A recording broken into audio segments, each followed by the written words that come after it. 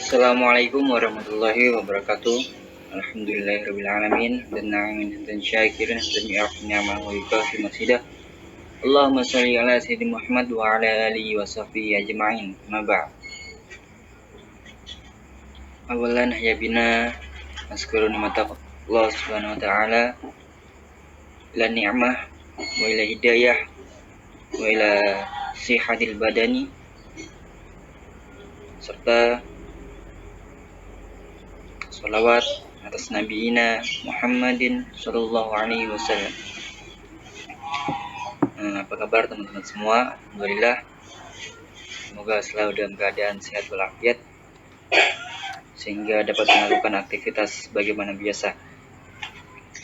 Izin memperkenalkan diri dulu, kami dari kelompok 5, yaitu saya sendiri Ahmad Muhsin, kemudian ada Ahmad Mukmin, ada Nurdiana, dan ada Sri Ayu Pertiwi.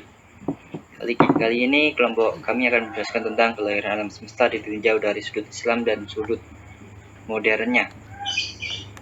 Kepada konsep pertama, saya sendiri, saya akan sedikit menjelaskan tentang pengertian alam semesta yang mencakup tentang dua, yaitu mikrokosmos dan makrokosmos. Mikrokosmos adalah benda-benda yang memiliki ukuran kecil seperti amoeba, atom, sel, dan sebagainya. Kemudian makrokosmos yaitu benda-benda yang memiliki ukuran besar, misalnya bintang, planet, dan galaksi. Para ahli astronom menggunakan istilah alam semesta dalam pengertian tentang ruang angka dan benda-benda langit lainnya. Rasa penasaran manusia itu yang semakin memuncak, maka mereka selalu mengamati dan diperoleh berbagai pesan dan beraneka ragam cahaya-cahaya benda-benda langit yang sampai di bumi. Kemudian timbul dua teori, yaitu teori keadaan tetap. Pertama kali dikemukakan oleh ahli astrofisika bernama H. Bondi, T. Gold, dan F. Hoyle yang berasal dari Universitas Cambridge di tahun 1948. Dalam teori ini menjelaskan bahwa alam semesta tidak memiliki awal dan tidak memiliki akhir, yaitu tetap. Dijelaskan pula bahwa materi-materi yang ada di alam semesta secara terus-menerus datang dalam bentuk atom hidrogen hingga membentuk sebuah galaksi lama yang terus bergerak menjauhi kita dalam prosesnya. Kemudian terlebih teori ini didukung oleh fakta bahwa sebuah galaksi baru memiliki jumlah yang hampir sama dengan galaksi lama. Teori ini sangat populer di tahun abad ke-20. Akan tetapi, teori ini ternyata mengalami penolakan oleh sebagian besar kosmolog profesional hingga ilmuwan lainnya. Sebab terdapat bukti bahwa ada suatu kebenaran mengenai teori dahsyat, yaitu teori dentuman besar, yaitu teori Big Bang, serta usia dalam alam semesta mempunyai batasan. Dan satu lagi, menyebabkan teori keadaan tetap runtuh, yaitu adanya radiasi gelombang atau mikrokosmis yang telah diprediksi oleh model yang berasal dari teori Big Bang. Kemudian apa teori Big Bang sendiri itu? Teori Big Bang adalah teori yang berlandaskan dari asumsi massa yang sangat besar yang mempunyai massa jenis yang sangat besar pula. Karena ada reaksi inti kemudian meledak dengan hebat, massa tersebut kemudian mengembang dengan sangat cepat menjauhi pusat ledakan. Pada tahun 1553, Copernicus mengemukakan pendapatnya bahwa matahari sebagai pusat dari sistem tata surya, terkenal dengan heliosentris. Dari gambar planet-planet dapat dikelompokkan menjadi dua bagian, yaitu planet dalam dan planet luar. Planet dalam terdiri dari Merkurius, Venus, Bumi, dan Mars, dan planet luar terdiri dari Jupiter, Saturnus, Uranus, Neptunus, dan Pluto. Pluto sekarang sudah tidak dianggap karena melewati batas-batas perputaran planet-planet lainnya. Mungkin itu sedikit yang bisa saya sampaikan. Kemudian selanjutnya saya persilakan kepada materi kedua. Kepada pemateri kedua kami persilakan. Proses itu terdiri dari 6 masa. Masa yang pertama dimulai dari Quran surat An-Nazi'at ayat 27 yang berbunyi A'udzu billahi minasyaitonir rajim. Bismillahirrahmanirrahim. A'antum asyaddu khalqan amis sama'u banaha. Yang artinya, apakah penciptaan kamu yang lebih hebat ataukah langit yang dibangunnya? Nah, ayat ini menjelaskan tentang penciptaan alam semesta dengan peristiwa Big Bang, yakni ledakan besar sebagai awal lahirnya ruang dan waktu, termasuk materi. Berdasarkan analisis astronomi, ledakan bebas terjadi sekitar 13,7 miliar tahun yang lalu. Penciptaan pertama kali yaitu energi dan partikel foton. Nah, dari partikel foton ini terbentuk proton, neutron, dan elektron, serta partikel-partikel lainnya yang tidak dikenal, dan sains menggolongkan sebagai materi gelap. Dalam proton dan elektron terbentuk hidrogen. Sebagai unsur pertama terbentuknya bintang. Lanjut ke masa yang kedua, di mana masa kedua ini menjelaskan tentang perkembangan alam semesta yang dijelaskan dalam surat An-Nazi'at ayat 28 yang berbunyi Rafa'asam kaha fasawwaha, yang artinya dia telah meninggikan bangunannya lalu menyempurnakannya. Ayat ini menjelaskan tentang perkembangan atau alam semesta sehingga benda-benda langit semakin berjauhan, yang dalam bahasa awam langit makin tinggi, lalu menyempurnakannya dalam proses evakuatif, yakni perubahan bertahap dari awan antara bintang menjadi bintang, akhirnya mati dan digantikan oleh bintang-bintang yang satu yang berbunyi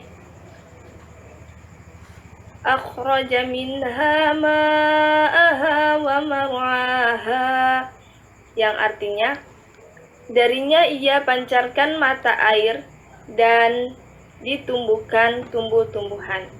Nah, ayat ini menjelaskan awal kehidupan di muka bumi dan juga di planet-planet lain yang disiapkan untuk kehidupan dengan menciptakan air, proses pemanasan yang menyebabkan penguapan dan pembentukan awan melalui hujan yang menyebabkan siklus hidrologi dan akhirnya memancarkan mata air.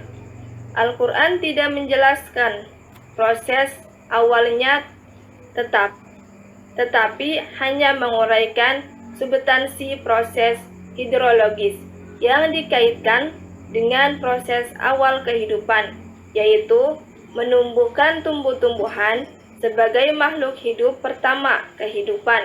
Diperkirakan bermula dari laut karena dalam surat Al-Anbiya ayat 30 disebutkan semua makhluk hidup berasal dari air dan lahirnya dari bersel tunggal, dan tumbuh-tumbuhan, hadirnya tumbuhan, dan proses fotosintesis. Sekitar 2 miliar tahun yang lalu menyebabkan atmosfer terisi oleh oksigen bebas. Adanya oksigen diperlukan oleh sebagian besar makhluk hidup bergerak, yakni binatang dan manusia.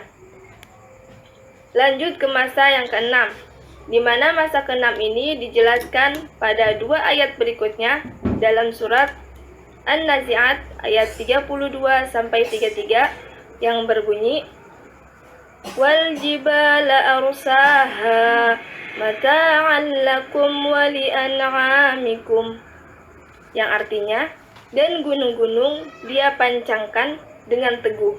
Semua itu untuk antara bintang itu memadai dan berotasi berputar pada sumbunya.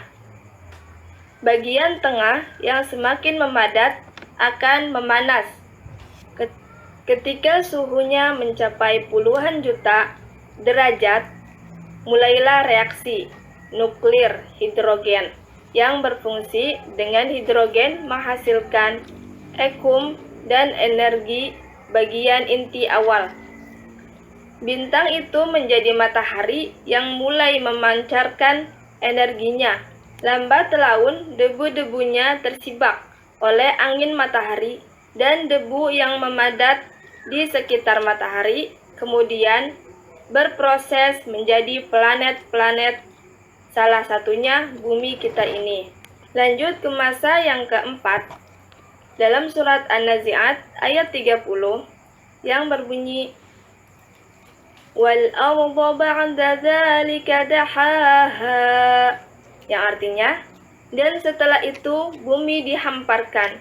Ayat ini menjelaskan evolusi di planet bumi setelah bulan terbentuk dan ayat ini menjelaskan evolusi di planet bumi setelah bulan terbentuk dari lantaran dan tumpukan atau gumpalan benda-benda langit lainnya. Lempeng benua besar kemudian dihamparkan yang menjadikan benua-benua tersebut terpisah dan menjadi 5 benua blus Antartika. Lempeng benua yang bergeser sedikit demi sedikit dalam waktu jutaan ratusan tahun. Pada 220 juta tahun lalu, semua benua masih bergabung. Lalu benua Amerika mulai berpisah dari benua Eropa dan Afrika, sementara benua Asia bergabung dengan lempeng India, Australia yang terlepas dari benua Afrika. Lanjut pada masa yang kelima. Dalam surat An-Nazi'at ayat 31 yang berbunyi, setelah bulan terbentuk dari lantaran dan tumpukan atau gumpalan benda-benda langit lainnya.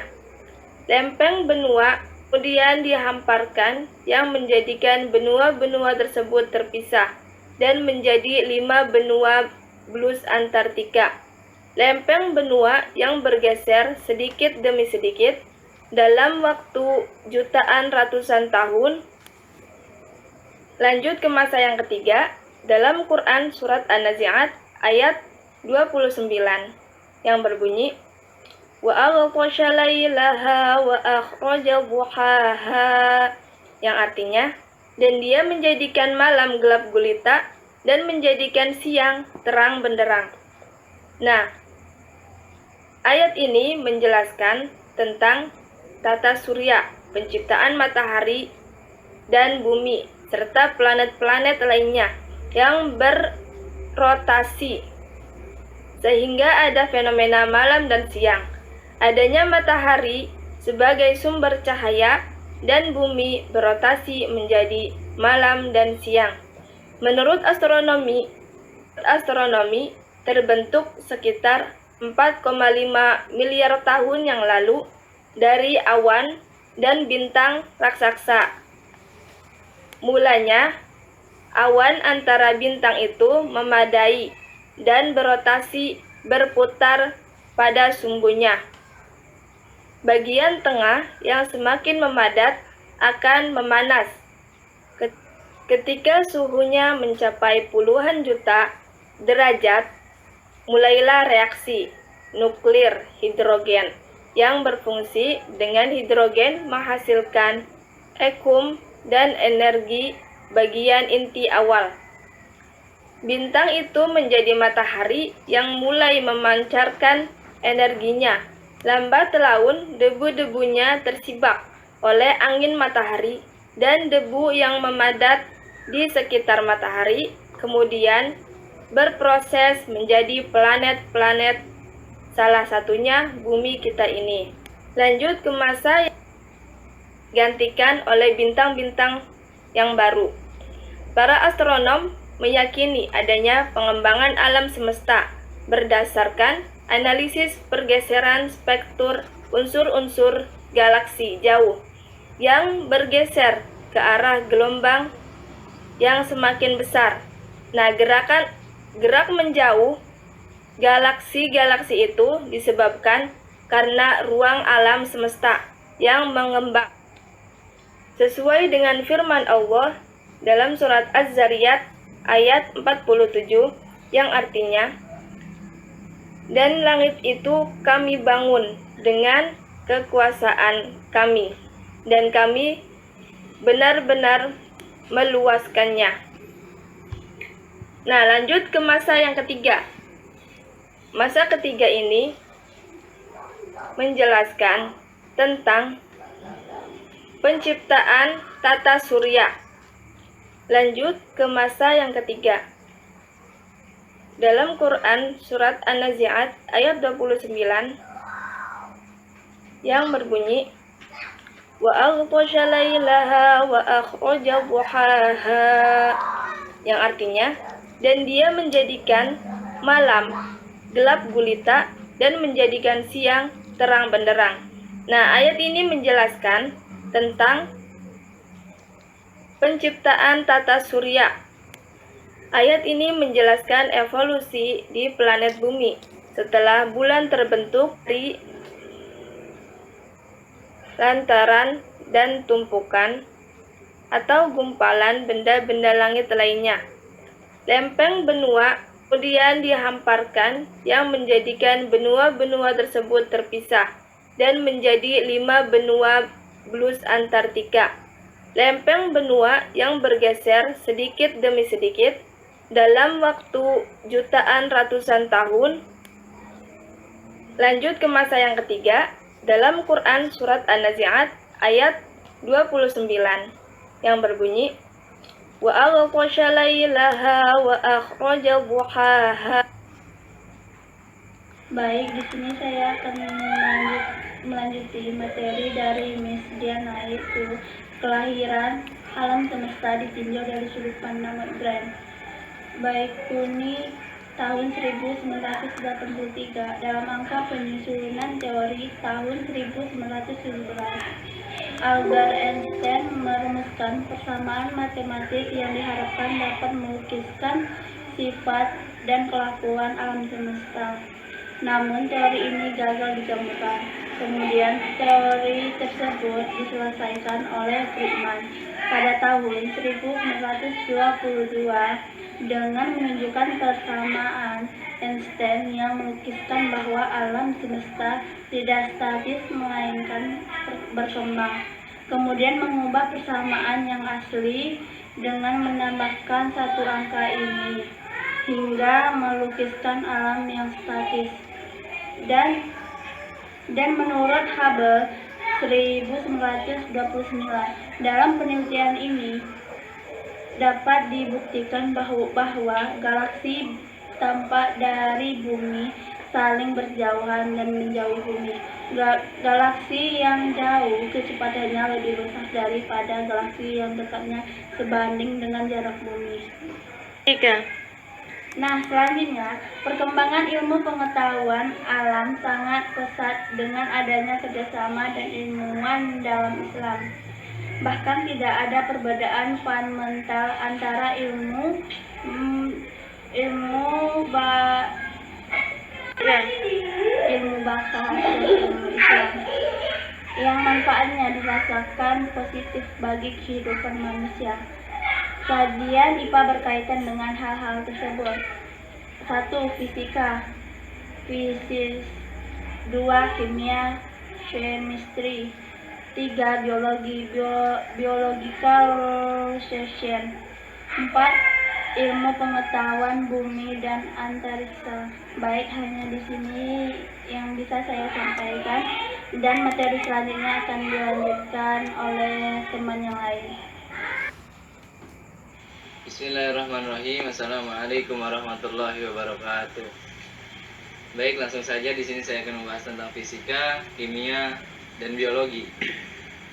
Yang pertama ialah fisika. Fisika ialah ilmu pengetahuan yang mempelajari benda mati dan sifat perubahan yang kontemporer. Bagian-bagian fisika ialah terdiri dari dua bagian. Yang pertama ialah ada fisika murni dan fisika terapan. Fisika murni apa saja? Terdapat ada mekanika, panas, bunyi, cahaya, gelombang, listrik, dan magnet. Itu ialah fisika murni. Yang kedua ialah fisika terapan. Fisika terapan adalah terdiri dari teknik mekanik, teknik sipil, dan teknik listrik. Ialah itu tentang fisika. Selanjutnya ialah tentang kimia, atau disebut dengan chemistry. Ilmu pengetahuan yang mempelajari benda hidup dan benda mati dari aspek susunan materi dan perubahan yang bersifat konstan. Kimia terdiri atas kimia organik dan kimia anorganik. Udah dulu jeda. Oke, lanjut. Yang selanjutnya ialah ada biologi. Biologi ialah ilmu pengetahuan yang mempelajari tentang makhluk hidup dengan gejalanya. Biologi mempelajari berbagai ilmu lainnya. Ialah sebagai berikut. Yang pertama ialah ada botani, ialah tumbuhan. Botani ialah tumbuhan. Zoologi, jenis-jenis hewan. Morfologi, struktur luar atau bentuk luar makhluk hidup. Yang keempat ialah anatomi, struktur dalam atau makhluk hidup. Fisiologi ialah fungsi tubuh makhluk hidup. Yang keenam ialah sitologi. Apa sitologi itu? Ialah sel secara mendalam, meliputi struktur, molekul, dan lain-lainnya. Yang ketujuh ialah ada histologi, jaringan tubuh atau organ makhluk hidup. Yang terakhir ialah ada paleontologi, ialah fosil-fosil makhluk hidup pada masa lampau. Mungkin cukup itu saja yang bisa saya sampaikan. Mungkin akan dilanjut oleh pemateri selanjutnya. Terima kasih. Oke, selanjutnya slide terakhir yaitu saya sendiri yang akan menjelaskan sedikit tentang ilmu pengetahuan bumi dan antariksa, IPBA. Ilmu yang membahas bumi sebagai salah satu anggota tata surya dan ruang angkasa dengan benda lainnya. Mas Guru Jasin dalam IPBA meliputi geologi, yaitu yang membahas struktur bumi. Pembahasannya menggunakan dasar-dasar kimia dan fisika dengan mempelajari struktur dan perubahan materi baik permukaan tanah maupun perut bumi. Cabang geologi terbagi menjadi beberapa bagian, yaitu yang pertama petrologi, yaitu batu-batuan, vulkanologi, yaitu gempa bumi, kemudian mineralogi, yaitu mineral atau bahan galian. Adapun astronomi membahas benda-benda angkasa dalam alam semesta. Ini meliputi bintang, matahari, planet, satelit, dan lain-lain. Penerapan praktisnya adalah dalam navigasi, perhitungan waktu, dan kalender. Kemudian geografi tentang muka bumi dan produk ekonomi sehubungan dengan makhluk hidup, terutama pada manusia. Mungkin itu yang bisa saya sampaikan. Kemudian saya kembalikan ke moderator, dan moderatornya saya sendiri. Tak perlu panjang lebar. Kurang lebihnya kelompok kami, kelompok 5, mohon maaf. Dan sekian, terima kasih atas perhatian teman-teman semuanya. Akhir kalam.